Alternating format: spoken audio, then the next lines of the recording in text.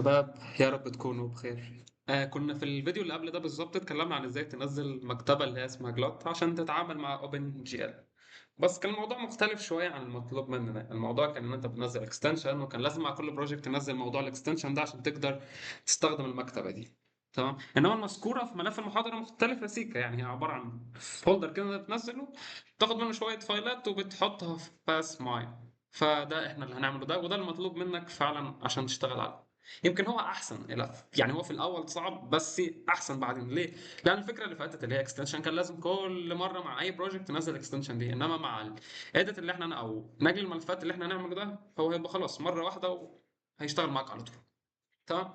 ده اول حاجه، هسيب لك اللينك ده، وده نفس اللينك برضو الموجود على ملف المحاضره والدكتور سيد بيقول لك هتدوس عليه كليك عادي يفتح معاك بالشكل ده. هتحمل احدث اصدار اللي هو 3.7. تمام، هينزل معاك بالشكل ده. انا كنت منزله اكتر من مره قبل كده يعني عشان بتست الفيديو. فخلينا نبدا.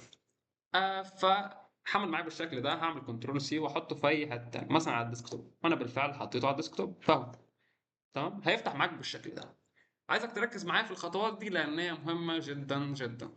اول نقطه، تعال نبدا بالفايل اللي اسمه او الامتداد بتاعته دوت دي ال ال. هعمل كنترول سي كده وانسخه في الاماكن اللي اقول لك عليها بالظبط، فركز معايا. انا عادي هروح للزيز بي سي وبعدين ستيم. اوكي، بعدين ويندوز. بعدين انت هتحطه في مكانين هنا. اول مكان اللي هو سيستم 32 فينها اهي، تعمل كنترول في على طول. تمام، خليه يقول له يعني استمر كمل، مفيش مشكله. طيب بعدين فين تاني؟ هتبقى سيس واو 64 فينها سيس واو اهي. فهتعمل كنترول في وبالظبط هتشتغل معاك مفيش اي مشكله. طب دي كانت اول خطوه. طب بالنسبه للخطوه الثانيه، احنا هننقل المكتبه نفسها اللي هو الاكستنشن بتاعه دوت لاب. فتعمل كنترول سي. هتروح فين بقى؟ احنا دي لازم نحطها جوه البرنامج نفسه. فدي نعملها ازاي؟ هتروح للموضوع نفس السي. تمام، بعدين بروجرام فايلز دوس عليها وتختار فيجوال ستوديو اهو. بعدين الاصدارات طبعا هي كوميونتي. بعدين في سي. بعدين اكسلري. بعدين في سي. بعدين طبعا قلت لك مكتبه فيبقى لايبراري. اوكي، هنا هتحطها الفايل اللي احنا لسه ناسخينه في ال 64 وكمان ال 86 اهو. هنا كنترول في واستمر يعني كونتينيو. بعدين ارجع خطوه بسيطه، يعني شايف هنا دوس على كلمه لا اهو. وفي ال 86 اديله ان هو يستمر يعني بك. دي كانت تالت خطوه، ويلا بينا على الخطوه الثالثه.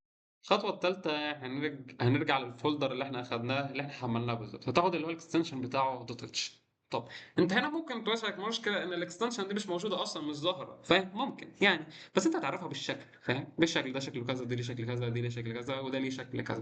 طب انا عايز احل المشكله دي عشان ما تلخبطش. باختصار الثلاث نقط هنا اوبشنز ادوس عليها، ومن هنا كلمه فيو اختاري. يعني هي اصلا غالبا هي مخفيه عندي. فانت شيل الهايد، يعني هو باي ديفولت عامل لك هايد، تعمل ابلاي لو ما كانتش ظاهره. تمام، فانا بالشكل ده بقت ظاهره معايا، او هي ظاهره اصلا باي ديفولت.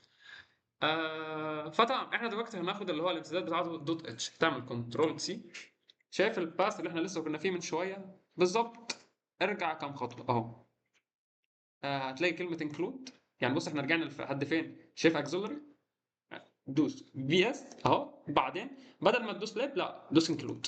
كاريت فولدر جديد سميه بنفس الاسم ده. اوكي، اللي هو جي ال. وبعدين حط جواه الفايل اللي احنا لسه واخدينه. بس وكده المفروض الموضوع ده ضن. فتعال نتست مع بعضينا ونشوف هل في اي مشكله ولا لا. ففيجوال اهو. اوكي، ممكن كاريت واحد جديد عادي، مفيش اي مشكله بالنسبه لي. فهو كونسول على طول. اوكي تمام. تمام، بس هعمل سيلكت اول. طبعا كان في كود انا لسه جايبه حالا، كنت مستخدم برضه في نفس الفيديو اللي فات، فممكن نستخدمه. ده نفس الكود اللي برضه موجود في ملف المحاضرة. فتعال نرن، هل هيقول لي ايرور ولا لا؟ يعني ان شاء الله لا، يعني انا لسه بقول ان شاء الله لا. طيب ايه المشكلة ان شاء الله؟ غالبا 64. ال 64 دي خليها 86 غالبا، يعني دي اللي حلت مع ما يتحلها لنا كده بالطريقة دي لو واجهتك يعني. بس كده اهو اتحلت معاك وزي الفل. يعني المشكله كانت باختصار ان هنا انت خليه بس دي يعني السوليوشن بلاتفورمز خليها اكس 46. ده كان حل باختصار وببساطه، واتمنى ما يكونش في اي مشكله عدت عليكم. ونشوفكم في الفيديو الجاي يعني ان شاء الله.